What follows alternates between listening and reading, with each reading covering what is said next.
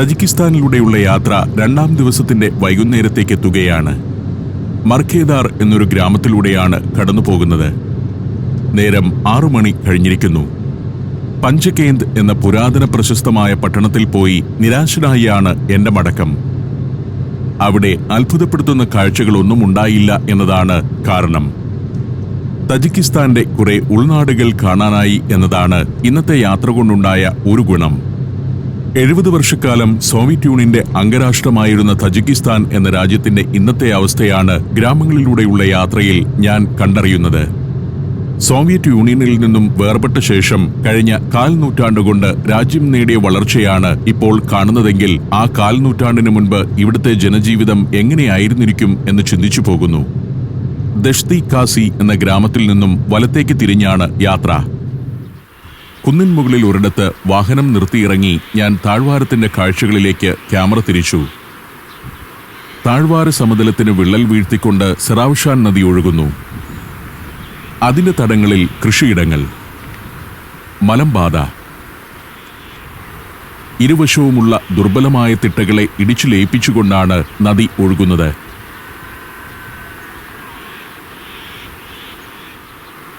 ഒരു ഭാഗത്ത് ദഷ്തി കാസി ഗ്രാമം. മലനിരകൾക്കും സെറാവ്ഷാൻ നദിക്കുമിടയിലെ സമതലത്തിലാണ് നഗരം രൂപപ്പെട്ടിരിക്കുന്നത്. നദിക്കരയിൽ ഗോതമ്പും ഉരുളക്കിഴങ്ങും വിളയുന്ന പാടങ്ങൾ. അതിനപ്പുറം പോപ്ലാർ മരങ്ങൾക്കിടയിൽ തകരമേൽക്കൂരയും ദീർഘചതുര രൂപവുമുള്ള വീടുകൾ. ദൂരെ അനേകം ഞൊറിവുകളുമായി മലനിരകൾ. ഗ്രാമത്തിലേക്ക് നീണ്ടുപോകുന്ന ഒരു കനാൽ ഇവിടെ കാണാം. ആ കനാലിന്റെ തീരത്തുകൂടിയാണ് ഞങ്ങൾ യാത്ര തുടരുന്നത്. ദഷ്തി കാസിയുടെ കൃഷിയിടങ്ങൾ നദിക്കിക്കരയുമുണ്ട്.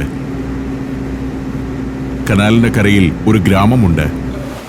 ആ ഗ്രാമമൊന്ന് കാണുന്നതിനായി കനാൽ തീരത്ത് കാർ നിർത്തിച്ച് ഞാൻ ഇറങ്ങി. തഗോബി ഖൽക്ക് എന്ന ഗ്രാമമാണത്. ഹൈവേയിൽ നിന്നും വിട്ട് പട്ടണങ്ങളിൽ നിന്നെല്ലാം വളരെ അകലെയായി സ്ഥിതി ചെയ്യുന്ന ഒരു ഗ്രാമം. ഇവിടെ തജിക്കിസ്ഥാന്റെ തീർത്തും സത്യസന്ധവും യഥാർത്ഥവുമായ ഗ്രാമീണ ജീവിതം കാണാമെന്ന് എനിക്ക് തോന്നി. അതൊന്ന് അടുത്തറിയണം. ആധുനികതയുടേതായ പുറംപൂച്ചുകളോ ചമയങ്ങളോ ഇല്ലാത്ത ഗ്രാമം.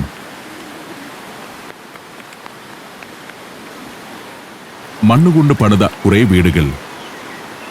വീടുകൾക്കരികെ മൺറോഡിൽ കുത്തിയിരിക്കുന്ന ഏതാനും മനുഷ്യരൂപങ്ങൾ. കുറച്ചു കുട്ടികൾ കനാലിന് കുറുകെയുള്ള പാലത്തിലിരിപ്പുണ്ട്.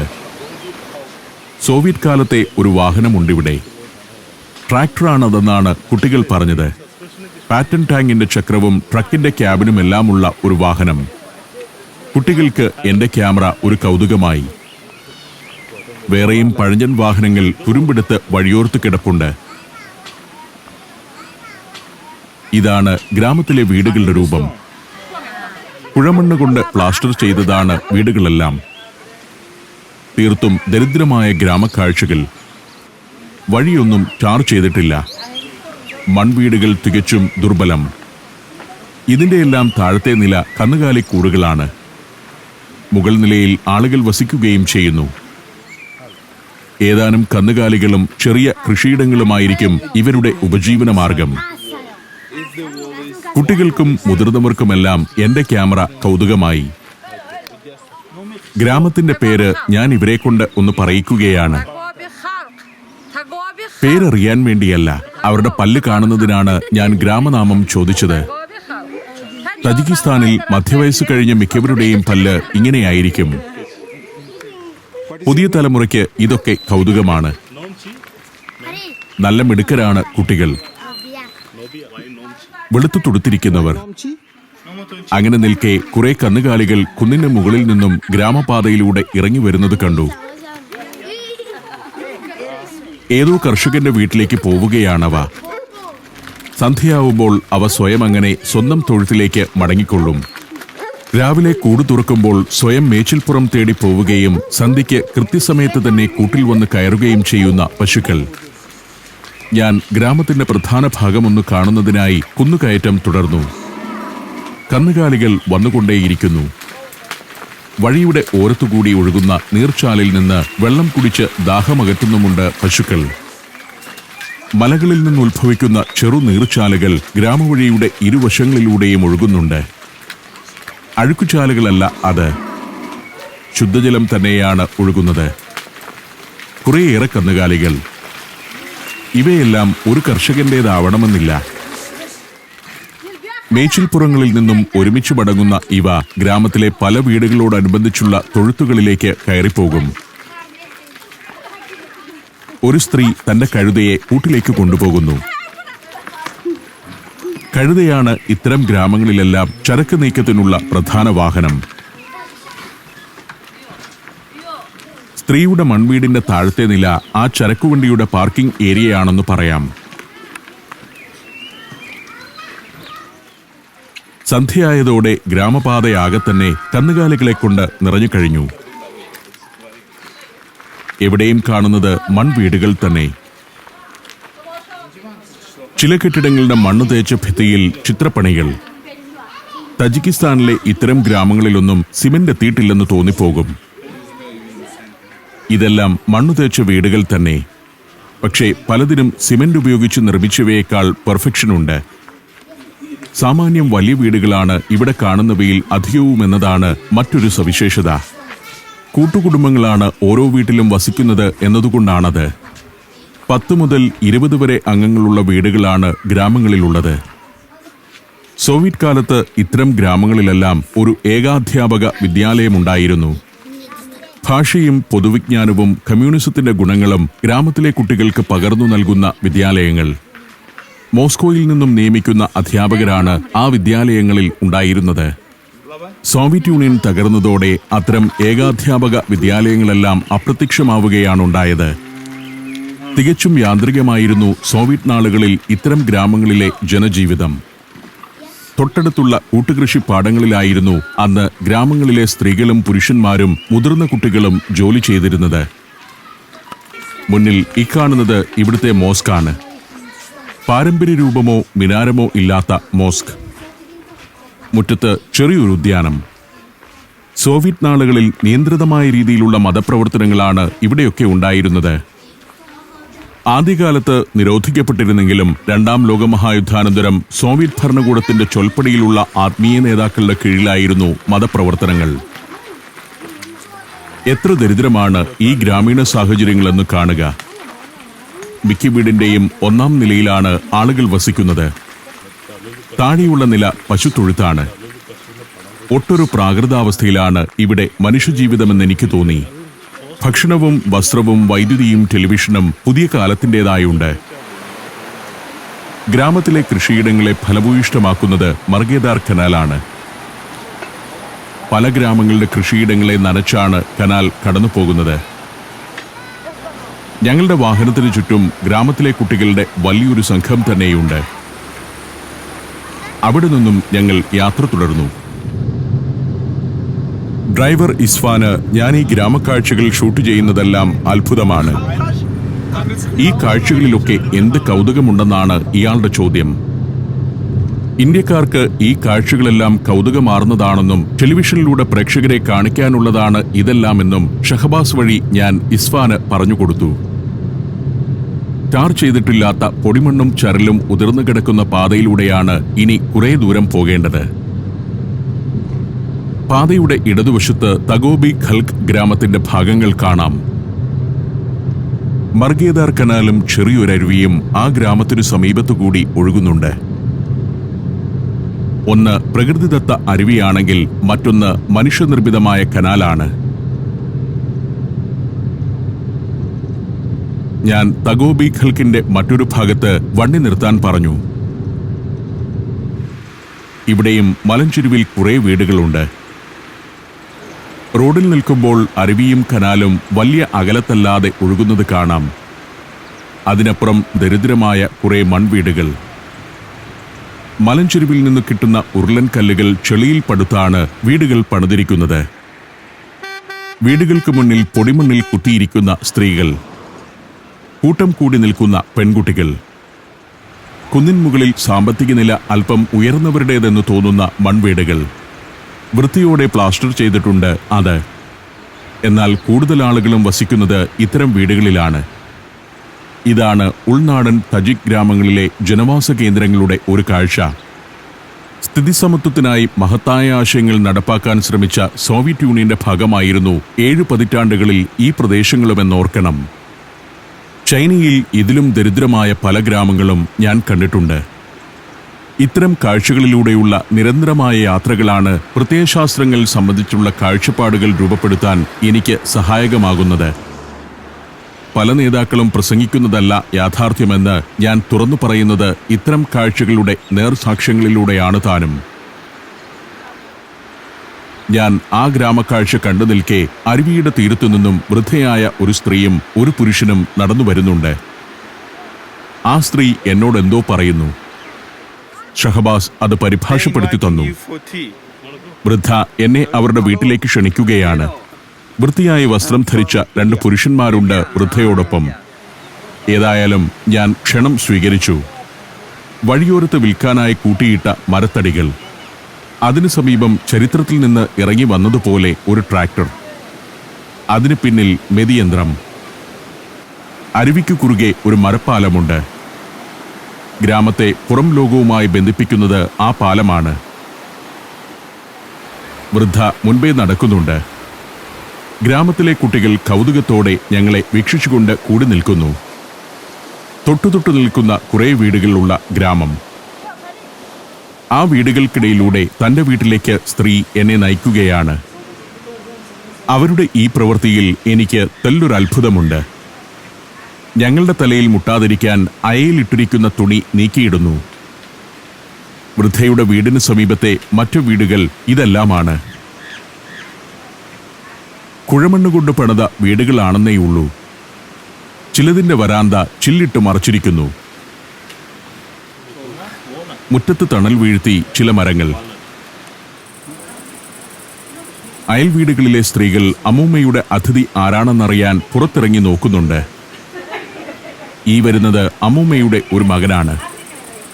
Djibouti, Fiji, Lebanon, Ethiopia, Armenia. സഞ്ചാരം വോളിയം നമ്പർ 17. ഫുൾ HD-യിലുള്ള ഈ അപൂർവ ദൃശ്യയാത്രാ വിവരണ ശേഖരം സ്വന്തമാക്കാൻ സഞ്ചാരം എന്ന് SMS ചെയ്യൂ.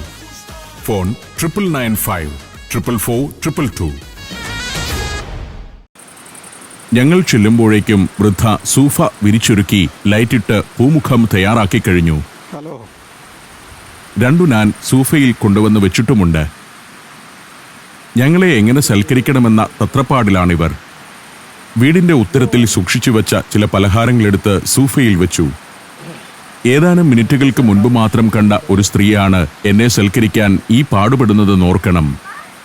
ഞാൻ അവരുടെ ബന്ധുവല്ല, പരിചയക്കാരനല്ല, ഈ രാജ്യക്കാരൻ പോലുമല്ല. അമ്മൂമ്മയുടെ കൊച്ചുമകൾ പാത്രം കഴുകിക്കൊണ്ടുവരുന്നു. അയൽ വീടുകളിലെ കുട്ടികളെല്ലാം ചുറ്റും കൂടിക്കഴിഞ്ഞു. അമ്മൂമ്മ അടുക്കളയിൽ ചെന്ന് എന്തെല്ലാമോ കൊണ്ടുവന്ന് വന്നിരുന്ന് കഴിക്ക് എന്ന് പറയുന്നു. എന്റെ കണ്ണുകൾ നിറഞ്ഞുപോയി. തജിക്കിസ്ഥാന്റെ ഉൾനാടൻ ഗ്രാമങ്ങളിൽ ഒന്നിൽ വസിക്കുന്ന ദരിദ്രയായ ഒരു സ്ത്രീ വഴിയിൽ വെച്ച് കണ്ട ഇന്ത്യക്കാരനെ സ്വന്തം വീട്ടിലേക്ക് കൊണ്ടുവന്ന് സൽക്കരിക്കുന്നു. എന്തൊക്കെയോ ഇവർ പറയുന്നുണ്ട്. ഷഹബാസിന് പോലും ഇത് അത്ഭുതമാണ്. വൃദ്ധ ക്ഷണിച്ച ഉടനെ ഞാൻ കൂടെ പോന്നതിലാണ് അയാൾക്ക് കൂടുതൽ ആശ്ചര്യം. അപ്പോഴേക്കും അവരുടെ മകൻ ഒരു പാത്രത്തിൽ വെള്ളം കൊണ്ടുവന്നു. കൈ തുടയ്ക്കാനുള്ള ടവലും. ഷഹബാസും ഇസ്ഫാൻഡിയറും അമ്പുരാജയുമെല്ലാമുണ്ട്. ഞങ്ങളെല്ലാവരും കൈ കഴുകി. ഇതാണ് അമ്മൂമ്മയുടെ മൂത്ത മകൻ. തൊട്ടടുത്തുള്ള വീട്ടിലാണ് ഇദ്ദേഹം താമസിക്കുന്നത്. ഇളയ മകനോടൊപ്പം ഈ വീട്ടിലാണ് ഇവർ താമസിക്കുന്നത്. ഏതാനും നാനും കുറച്ച് ആപ്രിക്കോട്ട് പഴങ്ങളും തൈര് കൊണ്ടുള്ള ചില വിഭവങ്ങളുമെല്ലാമാണ് ഞങ്ങൾക്കായി നിരത്തിയിരിക്കുന്നത്. ആപ്രിക്കോട്ട് മറ്റൊരു പാത്രത്തിൽ കഴുകിക്കൊണ്ടുവരുന്നുമുണ്ട്. തജിക്കിസ്ഥാനിലെ പ്രത്യേകതരം ചായയും കൊണ്ടുവന്നു വെച്ചു. ഷഹബാസുമായി തജിക് ഭാഷയിൽ അമ്മൂമ്മ വിശേഷങ്ങൾ പങ്കുവെക്കുന്നു. നിസ്വയായ ആ വൃദ്ധ നിരത്തിയ വിഭവങ്ങൾ ഞങ്ങളെല്ലാം ആസ്വദിച്ചു തന്നെ കഴിച്ചു. ആ ആതിഥ്യമര്യാദ എന്നെ ശരിക്കും അത്ഭുതപ്പെടുത്തുകയാണ്. ഒട്ടും നിറപ്പകിട്ടില്ലാത്ത ദരിദ്രമായ പരിസരം. അമ്മൂമ്മയുടെ മൂത്ത മകനും ഞങ്ങളോടൊപ്പം സോഫയിൽ വന്നിരിക്കുന്നുണ്ട്. അത് ആതിഥ്യമര്യാദ. ഭക്ഷണത്തിൽ പങ്കുചേരുന്നൊന്നുമില്ല. ഇതാണ് ഇവിടുത്തെ കട്ടൻ ചായ. നമ്മുടെ കട്ടൻ ചായ പോലെ പ്രത്യേക നിറമൊന്നുമില്ല. എന്തോ ചില ഇലകൾ അതിലുണ്ട്. ഒരു പ്രത്യേക രുചിയാണ്. തുളസി ഇലയിട്ട് തിളപ്പിച്ച വെള്ളം പോലെയുണ്ട്. അമ്മൂമ്മയുടെ മറ്റു മക്കളും അയൽക്കാരുമെല്ലാം വീട്ടിലെത്തിയിട്ടുണ്ട്. അമ്മൂമ്മ ഗ്രാമത്തിലെ തന്നെ ഒരു പ്രധാനിയാണ്. ഇവരുടെ ഇളയ മകൻ ഇവിടെയില്ല. ഞങ്ങൾ ഭക്ഷണം കഴിച്ചെണീറ്റു. അമ്മൂമ്മയുടെ കൊച്ചുമകളാണ് പാത്രങ്ങൾ എടുക്കുന്നത്. ഭക്ഷണശേഷമുള്ള ഒരു പ്രാർത്ഥനയുണ്ട്. ഞങ്ങളെ കൂടെ നിർത്തിക്കൊണ്ട് അമ്മൂമ്മ ആ പ്രാർത്ഥന ചൊല്ലി. തഗോബി ഖൽഗ് എന്ന ഒരു തജിക് വിദൂര ഗ്രാമത്തിൽ വൃദ്ധയായ ഒരു സ്ത്രീയുടെ ആതിഥ്യം സ്വീകരിച്ച് നിറഞ്ഞ മനസ്സോടെ ഞാൻ നിന്നു. വീടിന് മുന്നിൽ ഉരുളക്കിഴങ്ങ് പാടമാണ്. അമ്മൂമ്മയുടെ കൃഷിയാണിത്. ഒരു വിളവെടുപ്പിൽ 50 ചാക്ക് ഉരുളക്കിഴങ്ങ് ലഭിക്കുമെന്ന് അമ്മൂമ്മ പറയുന്നു. സോവിയറ്റ് നാളുകളിലെ തജിക്കിസ്ഥാനിൽ ബാല്യ യൗവനങ്ങൾ ചെലവഴിച്ച സ്ത്രീയാണിത്. സ്നേഹസമ്പന്നയായ ആ ഗ്രാമീണ സ്ത്രീയുടെ നിഷ്കളങ്കതയും ആതിഥ്യവും സ്വീകരിച്ച് അവരോട് യാത്ര പറഞ്ഞ് ഞങ്ങൾ അവിടെ നിന്നും ഇറങ്ങി. സഞ്ചാരത്തിനിടയിൽ ഹൃദയത്തെ സ്പർശിക്കുന്ന ചില അനുഭവങ്ങളാണിതെല്ലാം. രാഷ്ട്രങ്ങളുടെ അതിർവരമ്പുകളില്ലാതെ ഏതൊരു നാട്ടിലും മനുഷ്യർ തമ്മിലുള്ള സ്നേഹബന്ധം സാധ്യമാണെന്നതിൻ്റെ നിദർശനം. അമ്മൂമ്മയുടെ മകനും മറ്റ് ഗ്രാമീണരും അരുവിയുടെ തീരം വരെ ഞങ്ങളെ യാത്രയാക്കാൻ വന്നിട്ടുണ്ട്. അവരോട് നന്ദി പറഞ്ഞ് മരപ്പാലത്തിലൂടെ ഞാൻ മറുകരയിലേക്ക് നടന്നു. എന്തെല്ലാം അനുഭവങ്ങളാണ് ഓരോ ദിവസത്തെയും സഞ്ചാരം എനിക്ക് നൽകുന്നത്! എന്തെന്ത് പാഠങ്ങളാണ് ഇവിടെ നിന്നെല്ലാം പഠിക്കാനാവുന്നത്! തഗോബി ഖൽഗ് എന്ന വിദൂര ഗ്രാമം.